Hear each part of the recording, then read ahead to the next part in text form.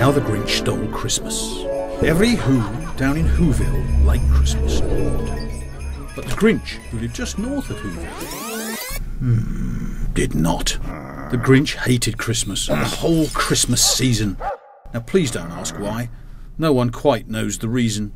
It could be his head wasn't screwed on just right. It could be, perhaps, that his shoes were too tight.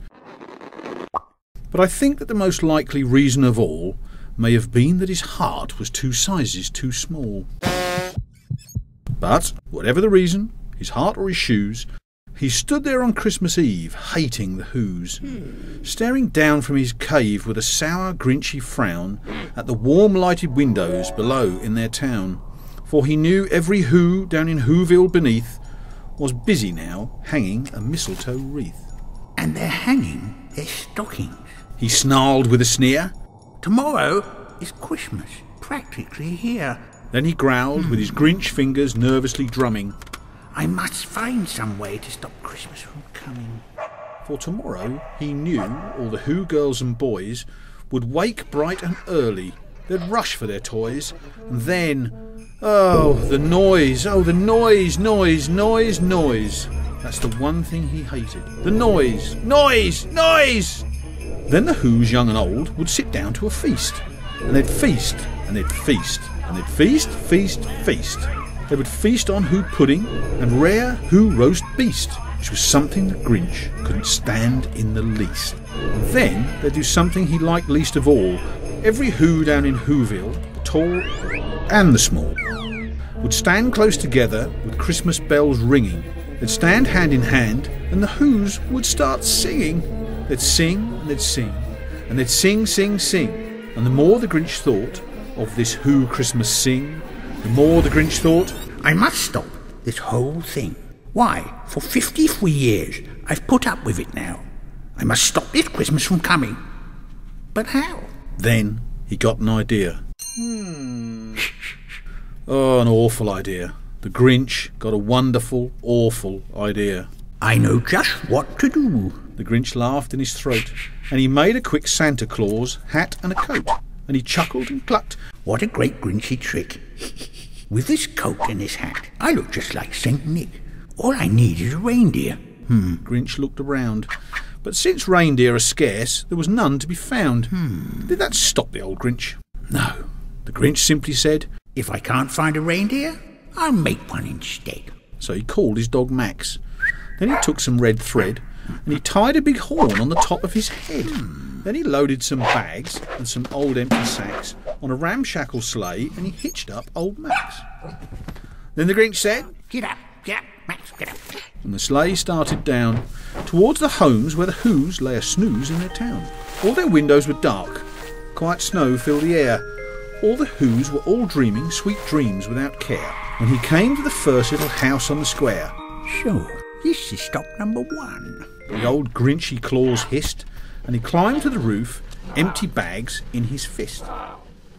He slid down the chimney, a rather tight pinch, but if Santa could do it, then so could the Grinch. He got stuck only once, for a moment or two. Then he stuck his head out of the fireplace flue, where the little Who stockings all hung in a row. These stockings are the first things to go. Then he slithered and slunk, with a smile most unpleasant, around the whole room, and he took every present. Pop guns and bicycles, roller skates, drums, checkerboards, tricycles, popcorn and plums. And he stuffed them in bags. The Grinch very nimbly stuffed all the bags one by one up the chimbley. He slunk to the icebox. He took the Who's feast. He took the Who pudding. He took the roast beast. He cleaned out that icebox as quick as a flash. Why, that Grinch even took their last can of Who hash. Then he stuffed all the food up the chimney with glee. And now I will stuff it up the tree. The Grinch grabbed the tree and he started to shove when he heard a small sound like the coo of a dove. He turned around fast and saw a small Who. Cindy Lou Who was not more than 2. The Grinch had been caught by this tiny Who daughter, who'd got out of bed for a cup of cold water. She stared at the Grinch and said, Santa Claus, why? Why are you taking our Christmas tree? Why? But you know, that old Grinch was so smart and so slick, He thought up a lie, and he thought it up quick. Why, my sweet little tot, there's a light on this tree that won't light on one side. So I'm taking it home to my workshop, my dear. I'll fix it up there, then I'll bring it back here. And his fib fooled the child, then he patted her head, and he got her a drink, and he sent her to bed. And when Cindy Lou Who went to bed with her cup, he went to the chimney and stuffed the tree up. Then the last thing he took was the log for the fire. Then he went up the chimney himself, the old liar. On the walls he left nothing but hooks and some wire, and the one speck of food that he left in the house was a crumb that was even too small for a mouse. Then he did the same thing to the other Who's houses, leaving crumbs much too small for the other Who's mouses. It was 15:15 dawn, all the Who's still abed, all the Who's still a snooze when he packed up his sled.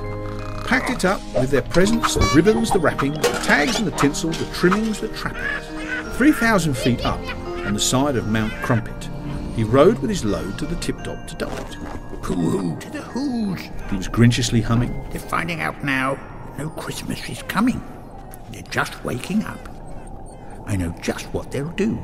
Their mouths will hang open a minute or two, then the Who's down in Whoville will all cry boo-hoo. That's a noise. That's a noise that I simply must hear.